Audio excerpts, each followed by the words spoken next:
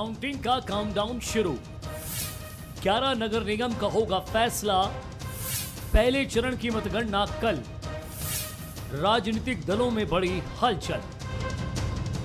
MP निकाय चुनाव में मतगणना का काउंटडाउन शुरू हो गया है। पहले चरण के लिए 6 जुलाई को मतदान हुआ था, जिसकी मतगणना रविवार 17 जुलाई को होगी। रविवार को 11 नगर निगम के लिए जनता ने क्या फैसला सुनाया, इसकी भी तस्वीर साफ हो जाएगी। अगले साल होने वाले विधानसभा चुनाव से पहले हो रहे ये निकाय चुनाव कई मायनों में अहम है। यही वजह रही है कि इन चुनाव में बीजेपी और कांग्रेस के दिग्गजों ने चुनावी बागडोर संभाले रखी। बीजेपी से जहां खुद सीएम शिवराज सिंह चौहान मैदान में दिखे, तो कांग्रेस की कमान कमलनाथ के हाथों में दिखी। वहीं अब मतगणना से पहले बीजेपी दावा कर रही है कि बीजेपी प्रचंड बहुमत के साथ चुनाव जीतेगी। लेकिन जिस प्रकार से अपार जन समर्थन भारतीय जनता पार्टी को इन ग्रामीण निकाय के चुनाव में मिला है, मैं सबको बधाई देता हूं, शुभकामनाएं देता हूं। और कल से जो परिणाम आएंगे नगर निगम, नगर पालिका और नगर परिषद के, मुझे पूर्ण विश्वास है कि उन चुनावों में भी भारतीय जनता पार्टी ऐतिहासिक बहुमत के साथ चुनाव जीतेगी। दोनों ही पार्टियों ने इस चुनाव में अपनी पूरी मैनेजमेंट की स्किल का इस्तेमाल किया। बीजेपी ने लोगों को ट्रिपल इंजन की सरकार के फायदे गिनाते हुए 15 महीने की कमलनाथ सरकार की असफलता लोगों के सामने रखी, तो कमलनाथ ने 15 महीने में ही सत्ता गंवाने को मुद्दा बनाते हुए सहानुभूति लेने की कोशिश की और बीजेपी की घोषणाओं को झूठा बताते हुए वोटर्स को लुभाना चाहा। हालांकि काउंटिंग से पहले कांग्रेस को उम्मीद है कि जनता ने उसके ही पक्ष में वोट दिया है। और माननीय कमलनाथ जी की रणनीति के तहत हम कल मतगणना में अनियमितता नहीं होने देंगे, नहीं होने देंगे, नहीं होने देंगे। देखना है जोर कितना बाजुए कातिल में है। तो जरा सी भी शिकायत आएगी, हमारे हेलीकॉप्टर तैयार हैं। जरूरी हुआ तो माननीय कमलनाथ जी खुद पहुंचेंगे। एक जिले में महापौर प्रत्याशी के साथ बड़े लॉयर माननीय कमलनाथ जी ने नियुक्त किए हैं। सारे सीनियर लीडर उनकी ड्यूटीज़ लगी हैं। भोपाल, इंदौर, ग्वालियर, जबलपुर समेत 11 निगमों में मुकाबला रोचक है। इस बार पहले चरण में कम मतदान के चलते राजनीतिक पंडितों का गणित गड़बड़ाया हुआ है। खैर, 6 जुलाई को जनता ने किसके पक्ष में वोट दिया था, ये कुछ ही घंटों में सबके सामने होगा। साथ ही किसका मैनेजमेंट कितना सटीक रहा, इसकी भी तस्वीर साफ हो जाएगी। नमस्कार, मैं हूं शरद द्विवेदी और आज का हमारा मुद्दा है शहर के सरताज। तो बारी आ गई है सर उस सेमीफाइनल की, जिसका पहला चरण कल आपके और हमारे सामने होगा और हमसे ये कहेगा कि 2023 की वानगी हमने पेश कर दी है। और दोनों ही दल, उनके सामने ये रिजल्ट है पहले चरण का निकाय के 11 नगरीय निकायों का, और ये तय करेगा कि 2023 में किसका पलड़ा भारी हो सकता है या किसने कितना पसीना भी बहाया है, जो ये बता रहा है कि आने वाला भविष्य या मुस्तकबिल उसका है। तो बहुत इम्पॉर्टेंट है सर।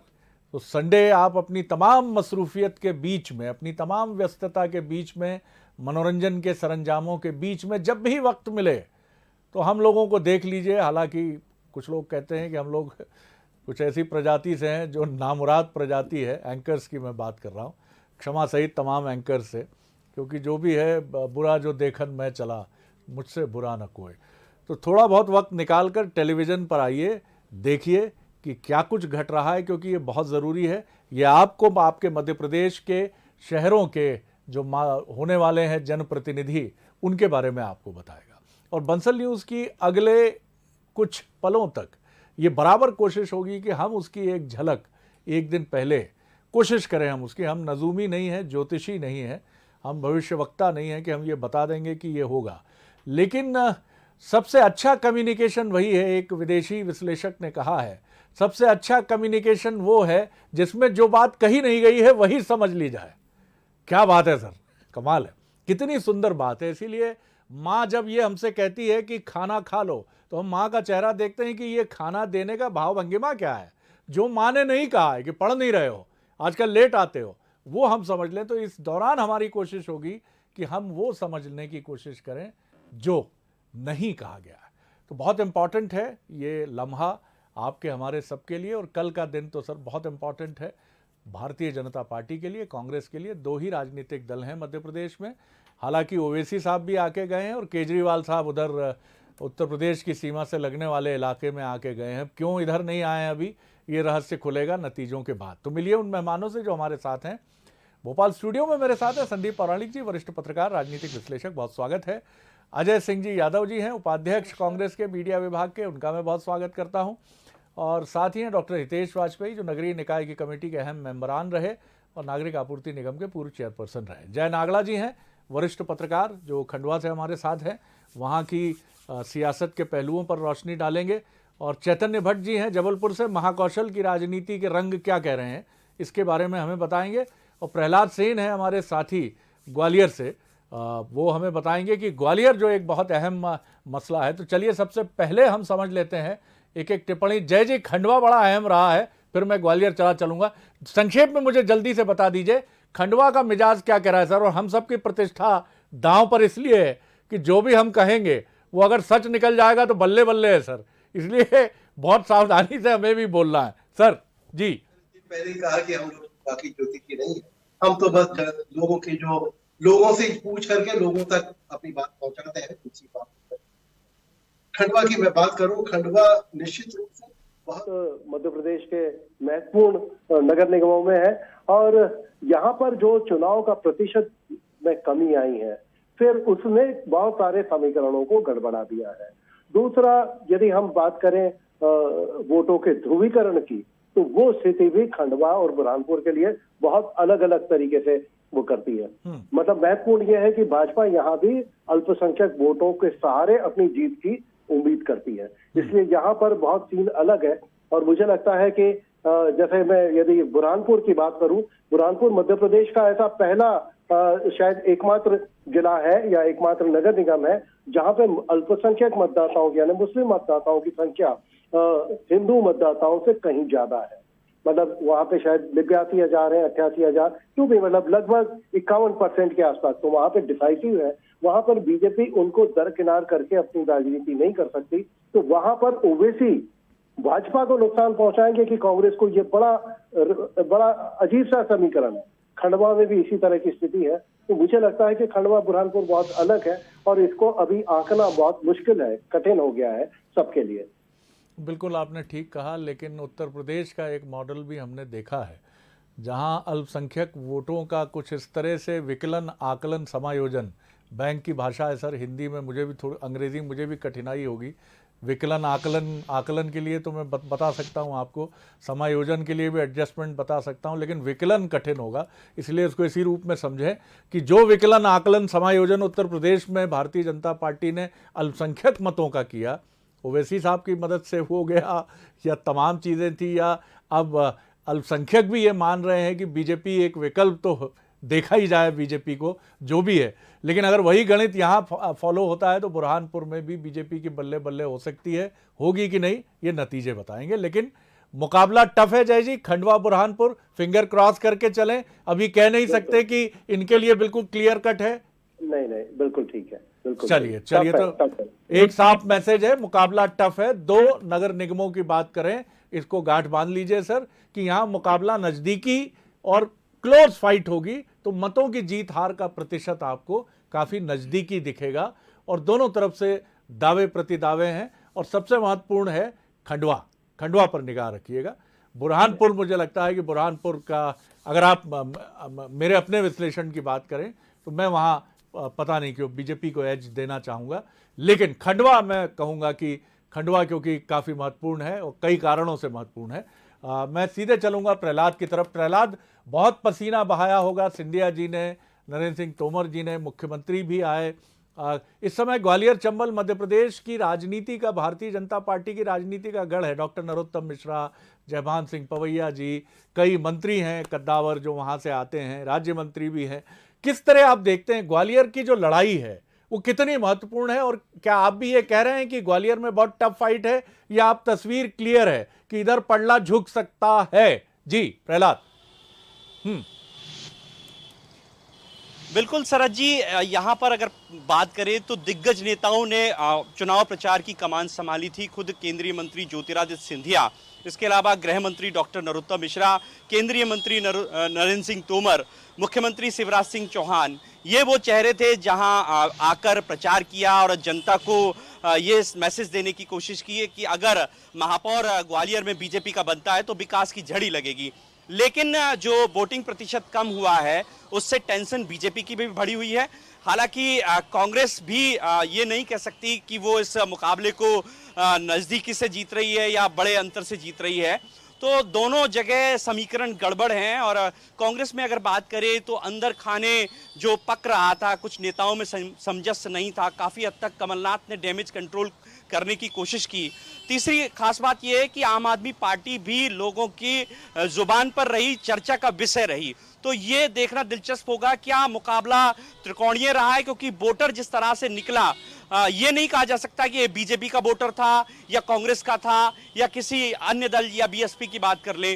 तो ये थोड़ा सा जो समीकरण है वो गड़बड़ है, लेकिन मुकाबला बड़ा दिलचस्प है और कांटे की टक्कर बीजेपी और कांग्रेस के बीच दिखाई दे रही है शरद जी। हालांकि दोनों दलों ने आपस में बैठकर दोनों दलों के जो वरिष्ठ नेता थे उन्होंने कैलकुलेशन किया है, तो सभी कम अंतर से जीत के दावे कर रहे हैं, लेकिन इसका फैसला कल जनता करेगी कि वो किसके साथ गई है।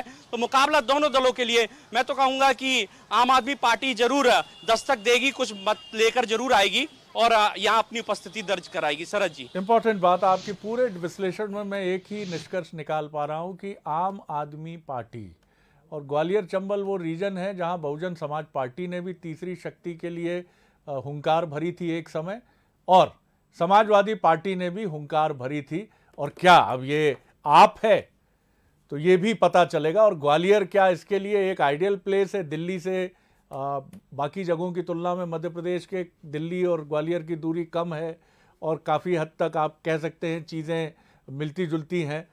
तो क्या ये हमारी निगाह इस पर ज़रूर होगी, आप निगाह बनाकर रखिएगा। चलिए अब जबलपुर की एक टिप्पणी ले लेते हैं। जबलपुर में डॉक्टर जामदार और कांग्रेस के युवा प्रत्याशी जो महापौर के हैं अन्नू साहब, उनके बीच में बड़ी ज़बरदस्त फाइट की बातें हैं।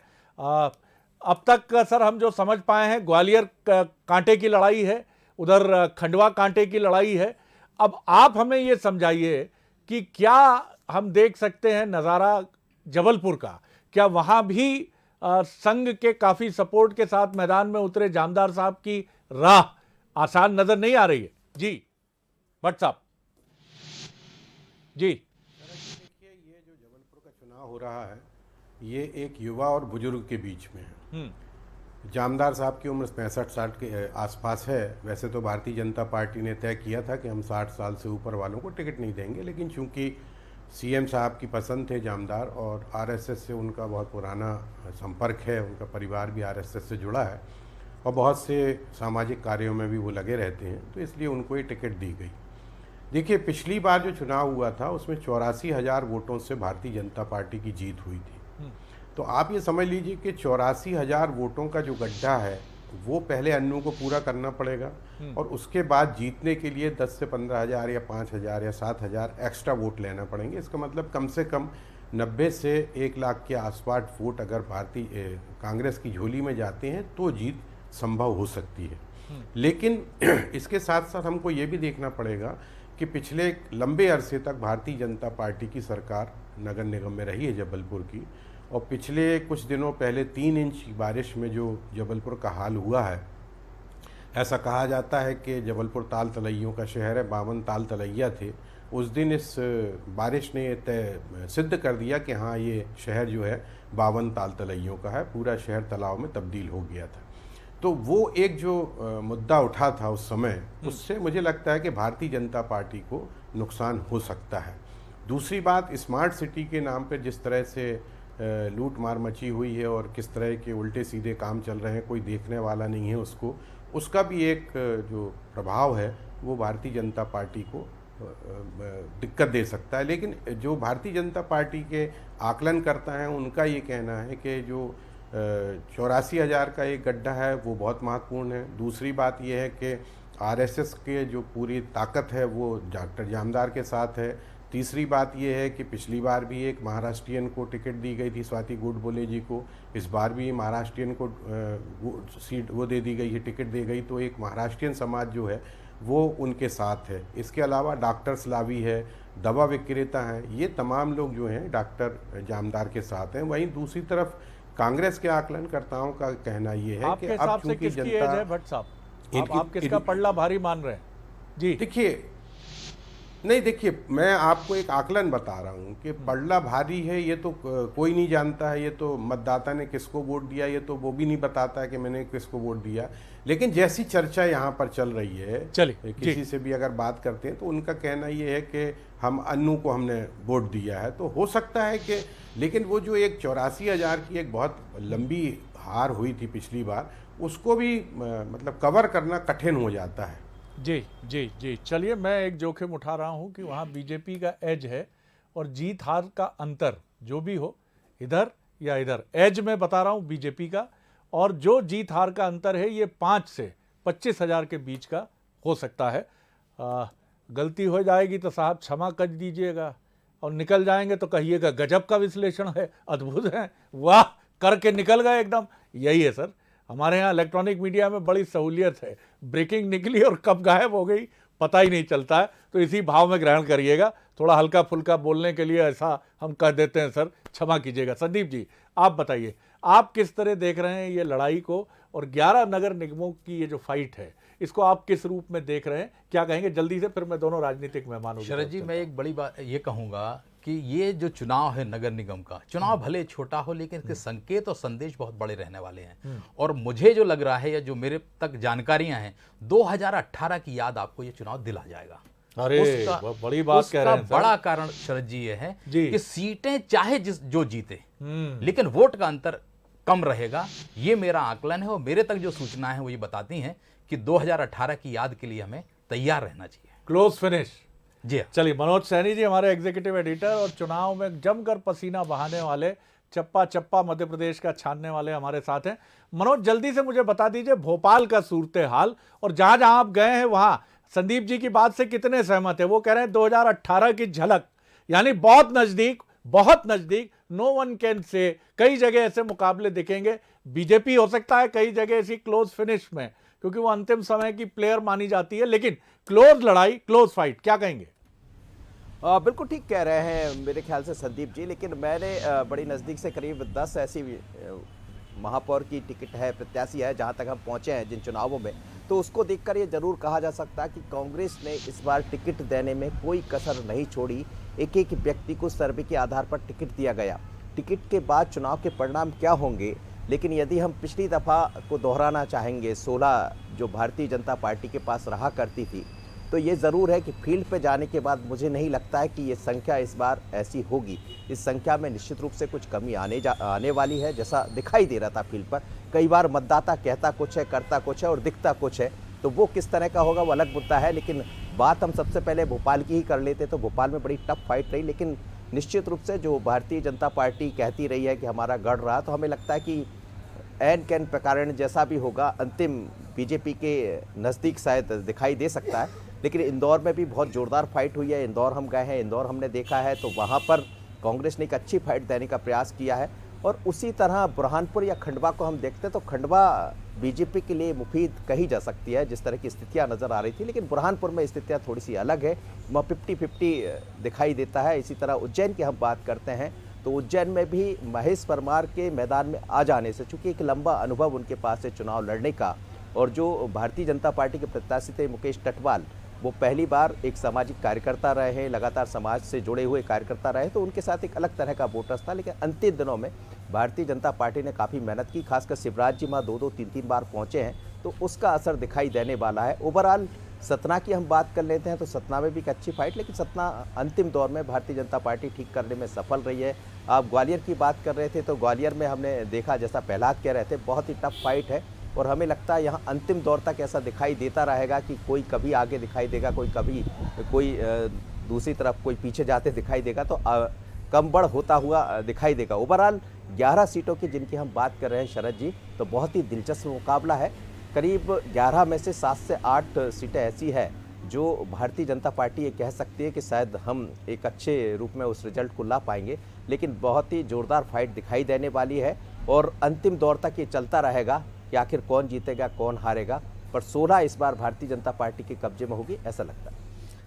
चलिए, तो कुल मिला के ये सूरत हाल है, लड़ाई नज़दीकी है और निश्चित तौर पर ये इंडिविजुअल होगी वहाँ पर जहाँ पर प्रत्याशियों ने व्यक्तिगत छवि और व्यक्तिगत परिश्रम का खूब सहारा लिया है और जिनकी पैठ मतदाताओं तक है, क्योंकि पार्टी निश्चित तौर पर बहुत मदद करती है और इसका फ़ायदा बीजेपी को मिलता है हमेशा। कांग्रेस में इंडिविजुअल लेवल पर बात होती है और कमलनाथ जी ने इस बार बहुत चतुराई से चुन चुन कर वो टिकट दिए हैं जो, एक तो पहले टिकट दिए उन्होंने बीजेपी को चौंकाया और दूसरा उन्होंने ऐसे लोगों को टिकट दिए जो मालूम था कि धनी धोरी खुद ही हैं, वो उनको कांग्रेस कितनी मदद करेगी वो उनको पता था, लेकिन पहले तो आप मैदान में उतरिए। तो ये एक अच्छी रणनीति है। तो ये लड़ाई एक तरफ संसाधनों की है, दूसरी तरफ व्यक्तिगत क्षमता और योग्यता की है। अजय जी।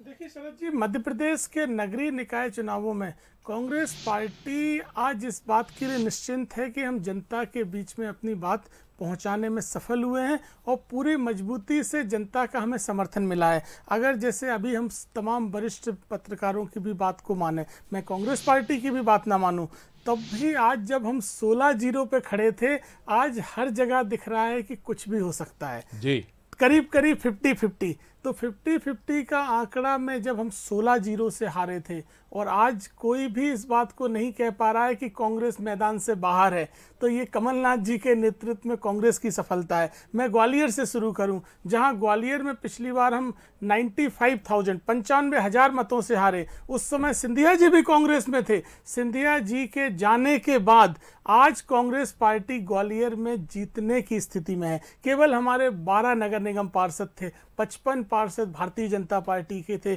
ग्वालियर में। उसी तरह चाहे इंदौर में तो बहुत लंबा मार्जिन था, करीब 2.25 लाख वोटों से भाजपा जीती थी, लेकिन आज इंदौर में भी मुकाबला ऐसा है कि कोई दावे से नहीं कह सकता है किस तरह पल्ला झुक रहा है, भोपाल हो या सभी नगर निगम हो। तो कांग्रेस पार्टी की ये बहुत बड़ी सफलता है कि नगरीय निकाय चुनावों में हम मजबूती से मैदान में उतरे हैं और हमें उम्मीद है, हमारे भी आंतरिक रिपोर्ट है, मध्य प्रदेश की अधिकांश नगरीय निकायों में कांग्रेस पार्टी जीतने जा रही है। बहुत बड़ा कारण है भारतीय जनता पार्टी की असफलता, साथ में कमलनाथ जी का नेतृत्व जनता के बीच में बहुत मजबूती से स्वीकार्य हुआ है। कमलनाथ जी ने नगरीय निकाय चुनावों में जिस तरह से नेतृत्व किया, तो कमलनाथ जी के नाम पर जनता का भारी समर्थन मिला। भारतीय जनता पार्टी पिछली निकायों की अव्यवस्थाओं का हिसाब नहीं दे पाई। चैतन्य भट्ट जी कह रहे हैं 3 इंच में 52 तालाब आ गए जबलपुर में, तो ये भी जनता ने देखे। भोपाल हो, इंदौर हो, स्मार्ट सिटी के मुद्दे हों, तमाम तरह के मुद्दे जनता के सामने रहे।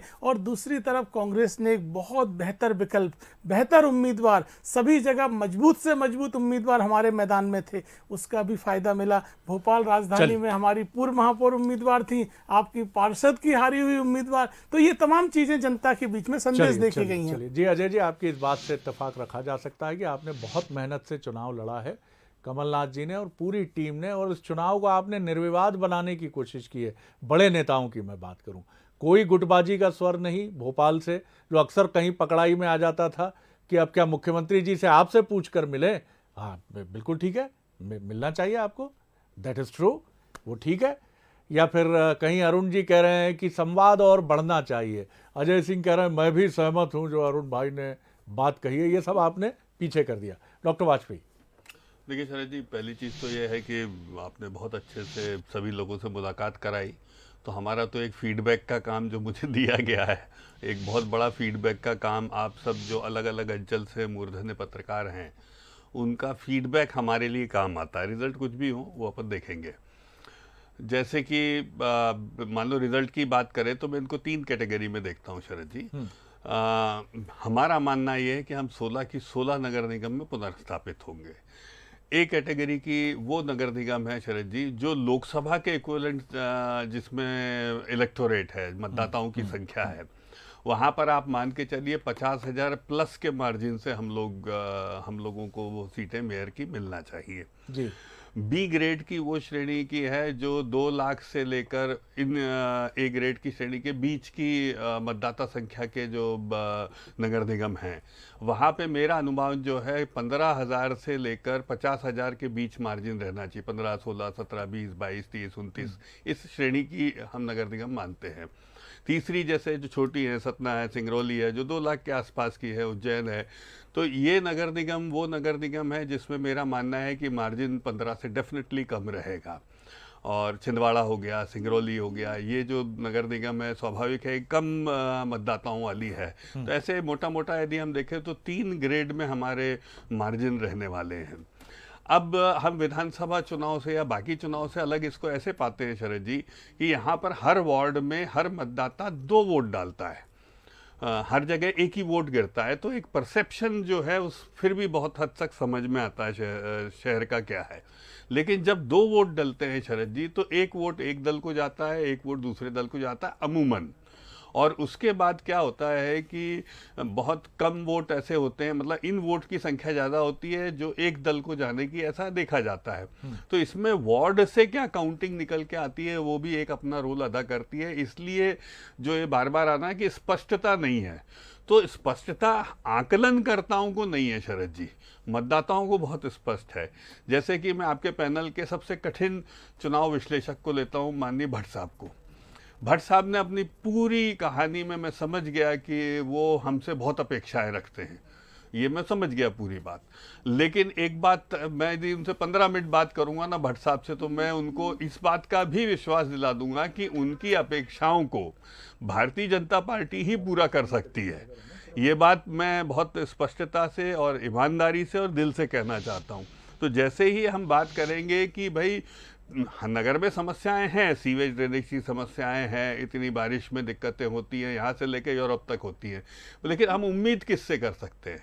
उम्मीद भट्ट साहब उससे कर सकते हैं जो सुनवाई करे। तो यदि उस शहर में, जैसे मैंने इसका दूसरा उदाहरण दूंगा नागड़ा साहब का, तो नागड़ा साहब से खंडवा को लेके मेरी लगातार बात होती रही। उन सूचनाओं को हमने अपने शीर्ष नेताओं तक भी पहुंचाया, हमने अपने आप को करेक्ट किया, अपनी अप्रोच को करेक्ट किया और उनकी बातों को सही पाया। तो जब हम इस बात को करेंगे तो मतदाता इसको देता है और भाजपा को अवसर देना चाहता है शरद जी, क्योंकि देखिए बाइपोलर है भाई, या तो आप कांग्रेस को वोट देंगे या भाजपा को देंगे, अमूमन 1-2 जगह आप मान लेंगे। तो हमको देखिए कांग्रेस के पास, माफ करिएगा, केवल एक निंदा का समय ज्यादा रहने वाला है 2 साल। तो एक उम्मीद है, क्योंकि शिवराज जी को चुनाव में अगले साल हम लोगों को जाना ही जाना है, तो स्वाभाविक है कि हमारे पास भाई सुधार के लिए भी तो यही साल है ना साहब, 11 महीने ही है ना। तो हम ऐसी खराब छवि लेके थोड़ा ना जाएंगे कि हम भट्ट साहब को ऐसे ही रहने देंगे।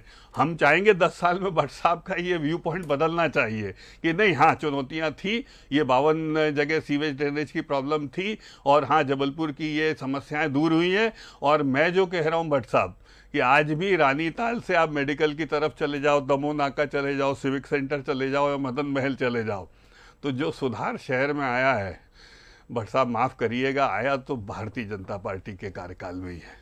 विश्वनाथ दुबे जी ने बहुत कुछ किया है, मैं नहीं कह रहा हूँ, वो भी बहुत अच्छे नेता रहे हैं शहर के, लेकिन उसके बाद के महापौरों ने और हमारी सरकार ने शिवराज जी के नेतृत्व में जबलपुर के लिए बहुत कुछ किया है। ये आप भी जानते हैं, चाहे बाईपास की बात हो, चाहे रिंग रोड की बात हो, आउटर यादव भेड़ाघाट से लेके हम किस प्रकार बाहरी बाहर शहर के किसी भी हिस्से में एंटर हो सकते हैं। साहब आप क्या कहेंगे? डॉक्टर साहब ने कहा है कि काफी काम भी हुआ है, आप इत्तेफाक रखते हो तो बताइए, नहीं तो अपने कठिन स्वरूप के साथ यथास्थिति को प्राप्त करिए। उसको आप रखिए, हम हमारा दायित्व है कि हम अपने काम से उसको ठीक करें। जी बताइए भट्ट साहब। जी जी नहीं देखिए, इसमें तो कोई संदेह नहीं है कि काम तो होते हैं भाई, इतनी बड़ी नगर निगम है, इतना बड़ा शहर है, लेकिन उसके साथ साथ प्रॉब्लम क्या होता है कि जब आप और भी बड़े वार्डों को शामिल कर लेते हैं, नगर निगम की सीमा बढ़ा देते हैं, तो उन वार्डों में जो गांव से लगे हुए हैं उनमें डेवलपमेंट नहीं हुआ है। जैसे आप देखेंगे कि छिंदवाड़ा की स्थिति ये है कि वहाँ 17 नए वार्ड बनाए गए थे, जिसमें से 12 वार्डों में स्थिति बहुत ही खराब है, और इसका जो खामियाजा है वो निश्चित तौर पे भारतीय जनता पार्टी को भुगतना पड़ सकता है। जो वहाँ से खबरें आ रही छिंदवाड़ा से कि एक तो भारतीय जनता पार्टी ने एक ऐसे व्यक्ति को टिकट दे दिया जो नौकरी करता था, जिसको रिटायरमेंट दिलवा दिया, जबकि वहाँ भारतीय जनता पार्टी के बड़े बड़े नेता थे। बट साहब हम लोग सभी जगह ऐसे ही नेताओं को दे रहे हैं, एक जो देश भर में, जी आपने देखा होगा। जी ठीक है, क्योंकि जनता की ये भी मांग है। वो आपकी जो अपनी रणनीति है वो एक अलग बात है। नहीं, वो तो यहाँ पे भी जबलपुर में भी चल रहा था कि पूर्व कमिश्नर वेद प्रकाश को टिकट दी जाएगी, खैर वो आपकी अपनी रणनीति होगी। लेकिन देखिए क्या होता है कि जब आदमी परेशान होता है, अभी पिछले लंबे अरसे से जो जनता है वो परेशान है इस तरह के कामों से, जो भी डेवलपमेंट के काम स्मार्ट सिटी के द्वारा हो रहे हैं उससे लोगों को बहुत ज़्यादा परेशानी है। तो वो कहीं ना कहीं वो करता है, उसको प्रतिबिंबित करता है कि आप इतने लंबे समय तक बिल्कुल भट्ट साहब, मैं लौटता सरकार हूं में थे और उसके बाद भी अगर लोगों को परेशानी। जी, आपने एक बहुत अच्छे मुद्दे की तरफ ध्यान खींचा है, बहुत अच्छे मुद्दे की तरफ ध्यान खींचा है, क्योंकि हमारे बीच में एक ऐसे राजनेता भी हैं जो अपनी पार्टी में, और दूसरे एक हैं जो मीडिया में बहुत अहम भूमिका निभा रहे हैं, और दोनों बहुत ही आगे के लिए भी दोनों की संभावनाएं बहुत अच्छी हैं, क्योंकि फीडबैक मुझे लगता है कि नगरीय सरकारें कहीं ना कहीं अभी भी, माफ़ कीजिएगा मेरा अपना मत है कि उपेक्षित हैं। विधायक और सांसदों का जिस तरह का इन्वॉल्वमेंट चाहिए महापौर के लिए और पार्षदों के लिए और वार्ड के लिए, और ख़ासतौर से स्मार्ट सिटी जैसी एक बेहतरीन योजना के लिए, स्मार्ट सिटी का अर्थ ये लगा लिया गया कि शहर की सबसे अच्छी भूमि पर उसको कैप्चर कीजिए, वहाँ अगर सरकारी मकान बने तो उनको तोड़िए और उन पर ये इसका बिना बाजार का आकलन किए कि वहाँ दुकानें या घर की आवश्यकता है कि नहीं, और प्राइम लोकेशन पर एक फ्लैट 1.5 करोड़ का या 1 करोड़ का या 3 करोड़ का होगा सर, तो पेइंग कैपेसिटी भी देखनी होगी। पेड़ काटे गए, अनियोजित विकास का आरोप लगा और चीजें उलझी। जी डॉक्टर साहब, सर 10 सेकंड सर, एक कई जगह ये व्यवस्था का भी दोष ऐसे क्रिएट हुआ कि लगभग 2 साल का भट्ट साहब समय ऐसा रहा जो नो मैंस लैंड जैसी रही स्थानीय निकाय, अधिकारियों के ही हाथ में रही। अधिकारियों को थोड़ा ना चुनाव लड़ना पड़ता है साहब, आपके साथ कभी कोई कमिश्नर बैठता है क्या कि बात करता है क्या ऐसे, आपके यहाँ स्मार्ट सिटी का सीईओ करता है क्या? बहुत कुछ कह दिया आपने। तो स्वाभाविक है कि 2 साल नो मैंस लैंड की तरह ये स्थानीय निकाय रही है। हमें अवसर दीजिए और आप मानकर चलिए कि आपके जो वेदनाएं हैं उसके प्रति गहरी संवेदनाएं हमारी हैं और वो हम पूरा करेंगे, तभी चुनाव में आएंगे विधानसभा में आपके सामने। कोई कार्टूनिस्ट होता तो वो इस पर डॉक्टर साहब की टिप्पणी पर ये बनाता है कि ब्यूरोक्रेसी की सरकार नहीं, भाजपा या कांग्रेस की सरकार, चुनिए हमें। अजय जी। देखिए शरद जी, आम तौर पे जनता के बीच में ये धारणा होती है कि स्मार्ट सिटी मतलब पहले से बेहतर सिटी, और कुछ हो ना हो पहले से बेहतर सड़कें, पहले से बेहतर सीवेज सिस्टम, पहले से बेहतर जल भराव की समस्याओं से निजात। लेकिन जब स्मार्ट सिटी के हालात देखे वो पहले से बदतर दिखे, और जब सरकार की बजट के देखे तो हजारों करोड़ रुपए चले गए, तो जनता ने ठगा हुआ महसूस किया। इसको इस तरह से देखें हम, पहले तो मुझे लगता है मैंने भी स्मार्ट सिटी का जब संकल्प आया सर, एक 10 सेकंड सर, स्पेसिफिक रानीताल से मेडिकल, मेरे को यदि भट्ट साहब बता दें जब स्मार्ट सिटी नहीं थी तो कोई स्कूटर से भी जा सकता था क्या 20 मिनट में? देखिए मेरा, मैं बता देंगे सर, मैं शपथ जो बात कह रहा था अजय जी, मैं आता हूँ आपकी तरफ कि स्मार्ट सिटी का जब संकल्पना आई भारत में तो मैंने इसके बारे में पढ़ने की कोशिश की। तो दुनिया में स्मार्ट सिटी की संकल्पना जो डेवलप्ड कंट्रीज में मुझे मिली वो ये मिली कि शहर के एक छोर से दूसरे छोर तक आप मैक्सिमम 25 मिनट में पहुंच जाएं। पोर्टेबल वाटर यानी शुद्ध पेयजल की उपलब्धता और शहर के मूल स्वरूप को यथावत रखते हुए, जैसे मुझे कुछ यूरोप के देशों के बारे में पता चला कि वहां 1918 की इमारत यथावत रखी गई क्योंकि वो एक हेरिटेज बिल्डिंग थी, और उसके साथ ही एक अट्टालिका गगनचुंबी भी तैयार हो गई, और उस शहर का आधुनिक और उस शहर का प्राचीन स्वरूप यथावत रखा गया। तो मुझे लगता है कि ये हम इस संकल्पना को समझकर आगे बढ़ें, हमारे लिए एक नया विषय था। तो बहुत इस पर आलोचनात्मक दृष्टि डालने के बजाय हमें ये देखना होगा, क्योंकि देखिए सरकार ने जो सोचा है उसको जमीन पर उतारने का काम उस ब्यूरोक्रेसी का है, और मैं उस पर भी ठीकरा नहीं फोड़ रहा हूं। हम काम भी किया जी, काम भी हुआ। देखिए उस पर अपन डिबेट करेंगे हम अजय जी के साथ एक दिन, रखना केवल स्मार्ट सिटी पे। बिल्कुल, मैं भी चाहता हूं में कितना हुआ, मैं भी चाहता। जी अजय जी, आप बात पूरी करें। शरद जी, मैंने आपसे कहा स्मार्ट सिटी एक बड़ा मुद्दा रहा क्योंकि जनता ने कहीं ना कहीं ठगा हुआ महसूस किया। हो सकता है यूरोपियन कंट्रीज के अनुभव अलग हों, लेकिन इंडिया के अनुभव अलग हैं। मध्य प्रदेश की राजधानी में भी हम देखें तो जहां लाखों पेड़ भी कट गए, उसके बाद भी मूलभूत सुविधाएं नहीं मिल पाई, यहां तक कि नए इलाकों को जोड़ा गया सभी नगर निगमों में 16 की 16 बता रहा हूं मैं आपको। मूलभूत सुविधाएं जैसे पेयजल सुविधा नगर निगम को देना चाहिए। भोपाल में लाखों लोगों को नहीं है सर, भोपाल में लाखों लोगों के पास नगर निगम की पेयजल सुविधाएं नहीं है। ये आपने इशू उठा दिया और वो रजिस्टर हो गया और जनता वोट कर ही चुकी है उस पर, जो आपने आलोचनात्मक सुर रखा है और जो उसका जवाब देते हुए बीजेपी ने अपने बारे में बात कहिए। ये सब इलेक्ट्रॉनिक वोटिंग मशीन में बंद हो चुका है। इस पर हम वाकई आगे भी बात करेंगे। 2023 ड्यू है। डॉक्टर साहब की बात से बड़ा महत्वपूर्ण निष्कर्ष मैंने निकाला है, ये मेरा निष्कर्ष है सर, इन्होंने नहीं कहा है। इन्होंने तो सिर्फ ये कहा ए ग्रेड की जो नगर निगम है बड़े शहरों की 50,000 से अधिक जीतेंगे, यानी बीजेपी मान रही है उसका पलड़ा बड़े शहरों की नगर निगमों में भारी है। ऐसा नहीं कह रही है बीजेपी कि छोटे में, वो कह रही है मार्जिन थोड़ा सा कम हो सकता है। बी ग्रेड में आप आएंगे तो यानी हमें जो असली संघर्ष बीजेपी के शब्दों में मिलेगा सी ग्रेड की नगर निगमों में मिलेगा सर। और ए और बी में बीजेपी मान रही है कि अपनी नैया पार हो जाएगी, ये बीजेपी मान रही है सर, डॉक्टर साहब के विश्लेषण से कह रहा हूं। और सी में उन्हें लग रहा है, यानी कहां सर, बुरहानपुर में आप पकड़ के चलिए, आप इधर आ जाइए सिंगरौली की तरफ, आप आ जाइए रतलाम की तरफ, और उज्जैन को भी आप इसमें शामिल करके रखिए। ये शरद जी का अपना विश्लेषण है सर। और डॉक्टर साहब ने कोई टिप्पणी नहीं की तो मैं मान रहा हूं कि उनकी पर हम जीतेंगे, क्योंकि वो जो जी दो वोट जी सिस्टम नहीं, है। आप दोनों को शुभकामनाएं इसके लिए, आप दोनों को मंगल कामनाएं इसके लिए। धन्यवाद जी जी जय जी, आप मुस्कुरा रहे थे, कोई टिप्पणी आपकी? जी जी नहीं, मुझे लगता है कि शायद आपने जो उसको बात को घुमा दिया शरद जी, जो हितेश वाजपेयी जी का जो कहना था कि नेचुरली वहां पे आपने, उन्होंने पहले ही कहा कि जिसका दायरा लोकसभा क्षेत्र के बराबर है, तो निश्चित रूप से वहां मतदाता ज्यादा है, तो मतों का अंतर उन्होंने बताया, मतों के प्रतिशत का अंतर नहीं बताया। मैं जस्ट इसलिए मुस्कुरा रहा था कि बात को आपने टर्न कर दिया थोड़ा सा। और मुझे लगता मुझे है भी शामिल कर रहे हैं क्या उनके साथ कि मैंने भी घुमा दिया मसले को? आपने घुमा दिया।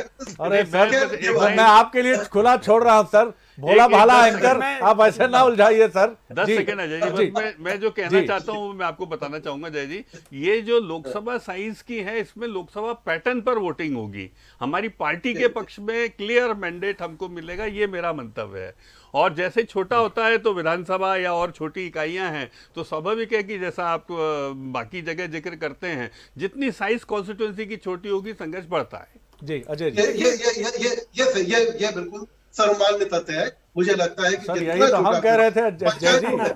जी देखिए शरद जी, पंचायतों में और ज्यादा दिक्कतें हुई, जितना छोटा वार्डों में, बीजेपी को इस बार वार्डों में ज्यादा दिक्कत आ रही है। ये खंडवा में पार्टी स्वीकार कर रही है, पहले 50 में से 28 वार्ड उनके पास थे, इस बार लेकिन खुद संचय में है। इस बार वही हालत पंचायतों में हुई है। तो निश्चित रूप से जितना छोटा चुनाव हो रहा है वहां बीजेपी के लिए थोड़ा सा टफ। अजय जल्दी बोल लीजिए। देखिए शरद फिर जी, हम इंदौर चलने की कोशिश A, B, करेंगे। C तीनों ही कैटेगरी की नगर निगमों में कांग्रेस मजबूत दिखाई दे रही है, चाहे वो जबलपुर ग्वालियर जैसी बड़ी नगर निगम हो, चाहे छिंदवाड़ा सिंगरौली सागर जैसी छोटी नगर निगम हो, सभी जगह कांग्रेस मजबूती से लड़ी है। मैं कोई ऐसे दावे नहीं देना चाहता हूं जिनका कल हम मुंह चुराते फिरें। मैं आपको मजबूती से कह रहा हूं, कांग्रेस पार्टी आपको आश्चर्यचकित कर देगी। 18 सालों में वो परिणाम जो नहीं मिले होंगे वो कल कांग्रेस को मिलने वाले हैं। शुभकामनाएं आपको भी सर, और बीजेपी को भी, और ढेरों दोनों को शुभकामनाएं। और लोकतंत्र के दोनों पहिए सबल और मजबूत रहें, इसके लिए कांटे का मुकाबला जारी रहेगा। रुकूंगा एक छोटे से ब्रेक के लिए, कहीं जाइएगा मत, क्योंकि अभी अद्भुत विश्लेषण का यह सिलसिला जारी रहेगा इन मुअज्जिज मेहमानों के साथ। बने रहिए बंसल न्यूज पर। जी ब्रेक के बाद एक बार फिर बहुत बहुत स्वागत है। शहर के सरताज कौन होंगे, और एक जिसको छोटा मोटा एग्जिट पोल ही मान लीजिए सर, जो हम विश्लेषण करके जानने की कोशिश कर रहे हैं कि किस तरफ झुक सकता है पलड़ा। लगातार एक इमिनेंट पैनल हमारे साथ बना हुआ है, जिसमें इमिनेंट जर्नलिस्ट हैं, 2 मुअज्जिज पॉलिटिकल गेस्ट शख्सियत हमारे साथ लगातार हैं। भोपाल में सीनियर जर्नलिस्ट हमारे साथ हैं, और जो रीजन्स हैं वहाँ से हमारे साथी भी इनपुट देकर हमें ये बता रहे हैं कि इस बार का रविवार कितना रोमांचक होगा मध्य प्रदेश की सियासत के लिए, भारतीय जनता पार्टी और कांग्रेस के लिए। सर चलिए फिर एक बार लौटते हैं और सीधे रुख करते हैं इंदौर का। इंदौर से हमारे साथी जुड़ गए हैं, हर्षवर्धन प्रकाश जी जुड़ गए हैं। मैं पीयूष पारे जी की भी संकल्पना कर रहा था, उनसे भी हम बात करने की कोशिश करेंगे।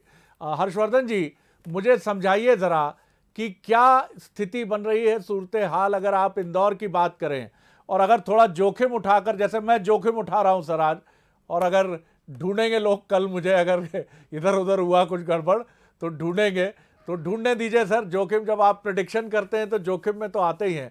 आप भी अगर इस जोखिम का आनंद उठाना चाहते हैं अपनी उस सुंदर कविता की तरह जिसने कोविड में पूरी देश और दुनिया में अनुगूंज सुनाई। तो इंदौर और उज्जैन दोनों पर आपका कमेंट चाहूंगा सर। जी हर्षवर्धन जी। जी जी देखिए, इंदौर में जहाँ तक महापौर पद के उम्मीदवार का सवाल है, वहाँ पे जो भाजपा का संगठन है इंदौर में, इसके कारण एक एज है भाजपा के पास। लेकिन ये भी सत्य है शरद जी कि जो चुनाव इस बार कांग्रेस ने लड़ा है वो बहुत दमदारी से लड़ा है और संजय शुक्ला को कम आंकना गलती माना जाएगा।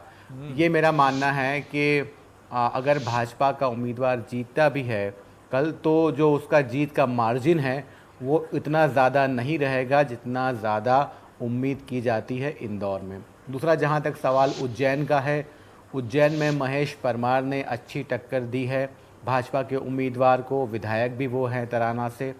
इस वजह से कांग्रेस के पास एक थोड़ी ताकत वहाँ दिखाई देती है। इसके अलावा करीब 8 वार्ड जो है वो उज्जैन में मुस्लिम बहुल हैं, वहाँ पे कांग्रेस मजबूत दिखाई देती है। इसके अलावा मोटे तौर पे 25 वार्ड जो हैं उज्जैन के, वहाँ पे टक्कर बराबरी की मानी जा रही है, टक्कर कांटे की है।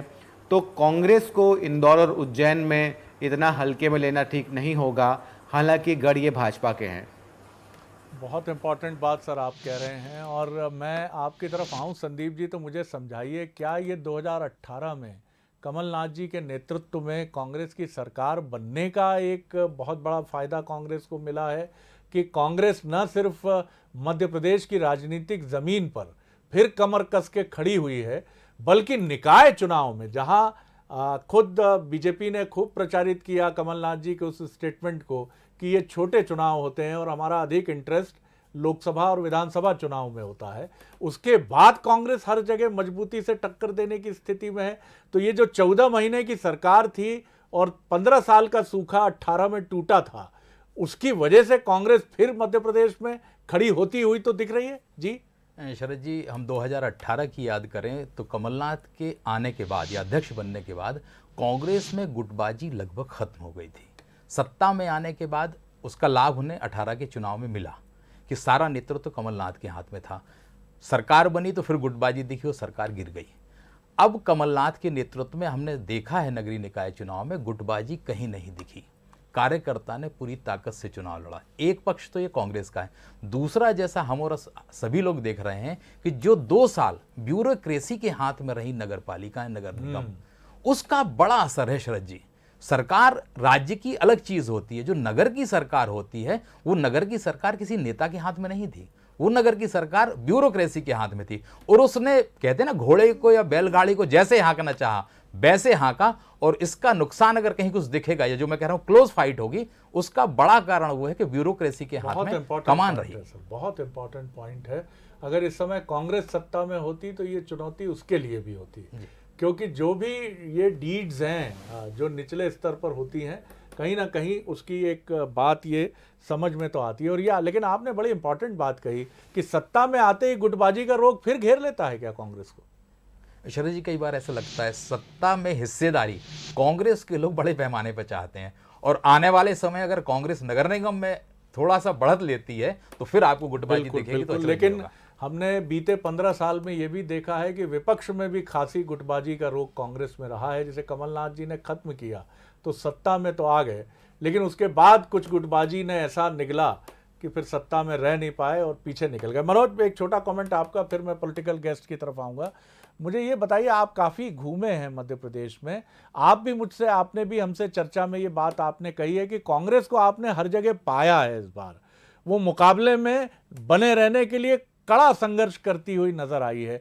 आपका अपना आकलन क्या वजह देखी आपने कि क्या बेहतर प्रत्याशी चयन, क्योंकि कांग्रेस के पास वो कैडर नहीं है जो बीजेपी के पास है, और ना उतने संसाधन हैं जितने बीजेपी के पास हैं।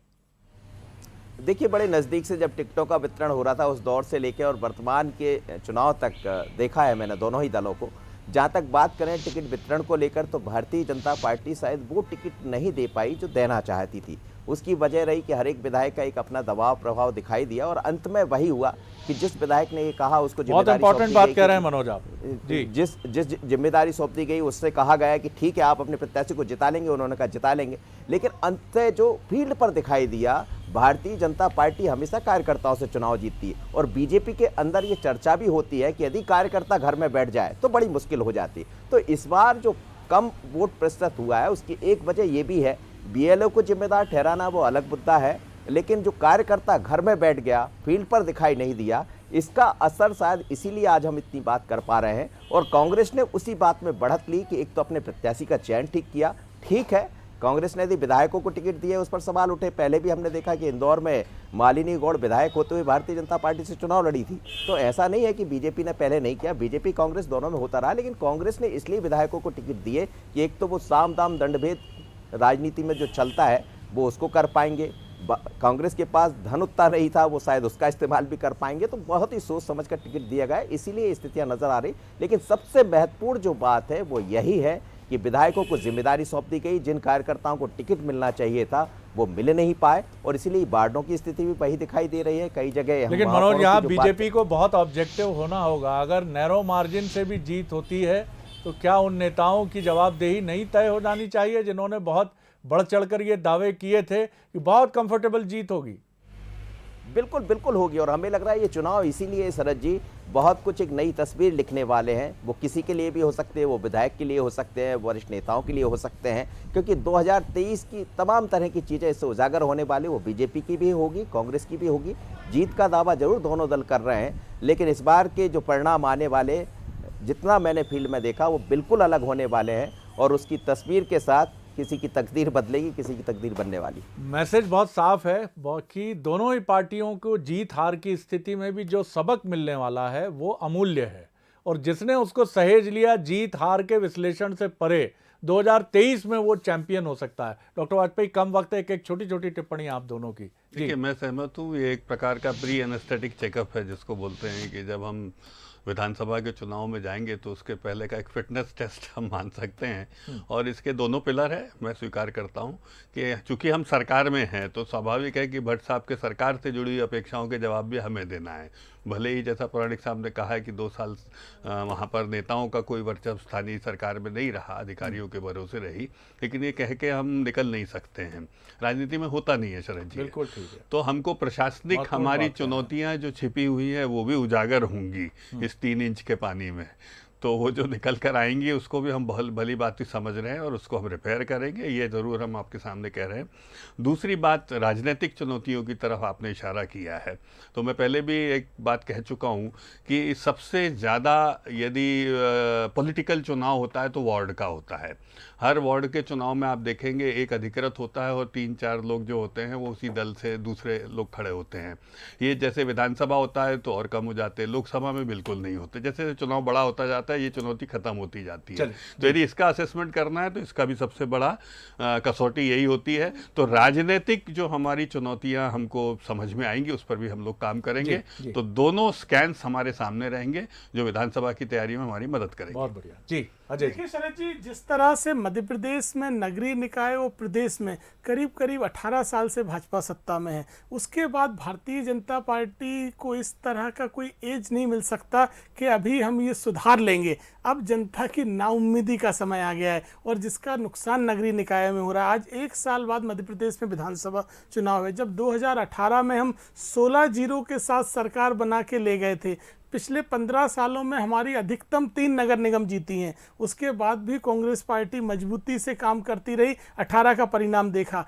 कल का रिजल्ट मध्य प्रदेश में 2023 का रास्ता खोलेगा। मध्य प्रदेश में कांग्रेस पार्टी उस मजबूती से दिखाई देगी कि 2023 में कमलनाथ जी का चेहरा ही पूरे मध्य प्रदेश का सबसे बड़ा मुद्दा बनेगा। सबसे महत्वपूर्ण बात यह है, दोनों ही पार्टियों को पहले तो उनके दावों के लिए शुभकामनाएं, और उसके साथ हम ये भी कहेंगे कि winning and losing is a part of game, whether it is political game या ये क्रिकेट या हॉकी का गेम है।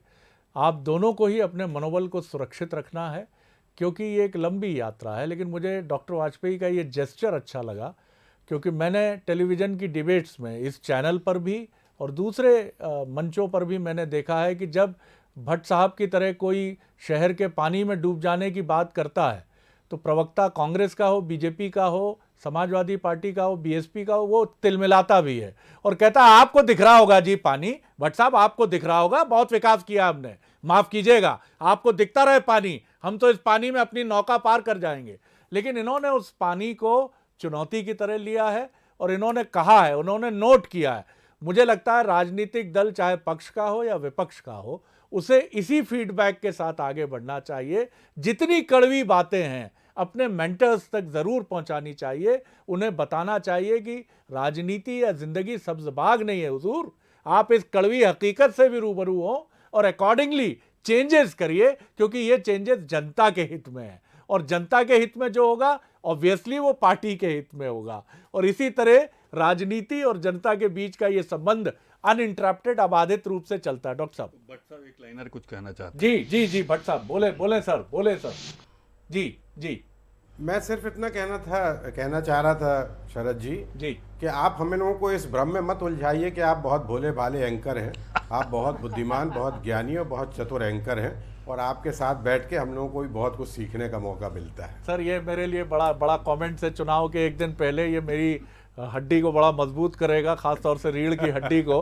आपका स्नेह मिलता रहे इसी तरह। बहुत शुक्रिया चैतन्य भट्ट जी, जय नागला जी बहुत शुक्रिया, हर्षवर्धन जी बहुत धन्यवाद, बहुत धन्यवाद डॉक्टर हितेश वाजपेयी, संदीप जी, अजय सिंह यादव जी, मनोज जी हमारे साथ लगातार जुड़े और इसके पहले भी जो साथी हमारे साथ जुड़े ग्वालियर से प्रहलाद, उनका बहुत शुक्रिया। बने रहिए बंसल न्यूज़ पर, खबरों का सिलसिला जारी है और बंसल न्यूज़ का रविवार का चुनावी कवरेज जरूर देखिएगा पूरी टीम के साथ। नमस्कार।